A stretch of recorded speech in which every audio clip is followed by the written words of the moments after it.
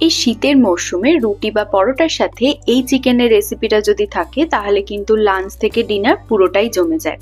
প্রথমে একটা ফ্রাইং প্যানে 1 চামচ গোটা ধনে, জিরে, গোটা গোলমরিচ, 4টে শুকনো লঙ্কা আর ছোট এলাচ হালকা রোস্ট করে দরদরা করে পিষে নেব। এবার কড়ায় 3 টেবিল চামচ মতো রিফাইন তেল দিয়ে তাতে অ্যাড করছি অল্প সামান্য বাটার। বাটার গলে গেলে এবার দিয়ে দিচ্ছি 2টো বড় সাইজের পেঁয়াজ বাটা। পেঁয়াজের রং গোল্ডেন ব্রাউন হয়ে এলে এবার দিচ্ছি 500 গ্রাম মতো চিকেন, সাথে 3 চামচ আদা রসুন বাটা আর দিলাম 1 চামচ নুন। হাই ফ্লেমে মাংসটা 10 মিনিট কষিয়ে নেবার পর রংটা এরকম চেঞ্জ হয়ে এলে এবার দিয়ে দিচ্ছি বানিয়ে রাখা শুকনো মশলা, সাথে 1 চামচ কাশ্মীরি লঙ্কা গুঁড়ো। হাই ফ্লেমে সবটা মেশানো হয়ে গেলে ফ্লেম একদম লো করে দিয়ে এবার দিচ্ছি 1 কাপ পরিমাণ ফেটিয়ে রাখা টক দই। দই মাংসের সাথে মেশানো হয়ে যাবার পর এবার ঢাকা দিয়ে 10 মিনিট মিডিয়াম আঁচে ফুটতে ছেড়ে দিচ্ছি।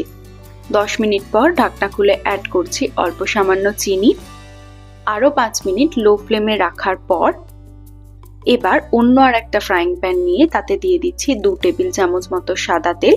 তেল গরম হয়ে এলে এবার অ্যাড করছি ছোট একটা কুচানো ক্যাপসিকাম, কুচানো একটা টমেটো আর দিচ্ছি আদা আর 2টো কাঁচা লঙ্কা। সবটা হালকা ভেজে নিয়ে সাইডে রেখে দিলাম। এদিকে চিকেনটাও 90% কুক হয়ে গেছে। উপর থেকে দিয়ে দিচ্ছি বেশ কিছুটা ফ্রেশ ক্রিম আর কিছুটা কস্তুরি মেথি। সবটা ভালো করে মিশিয়ে নিয়ে উপর থেকে ভেজে রাখা টমেটো আর ক্যাপসিকামটা দিয়ে মিশিয়ে নিলেই কিন্তু তৈরি চিকেন মাখমালি।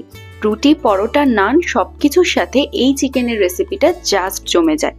অবশ্যই একবার বাড়িতে ট্রাই করো আর আমাকে লিখে জানাতে কিন্তু একদম ভুলো না। ভালো থেকো, সুস্থ থেকো। আবারও আসবো নতুন ভিডিও নিয়ে খুব তাড়াতাড়ি।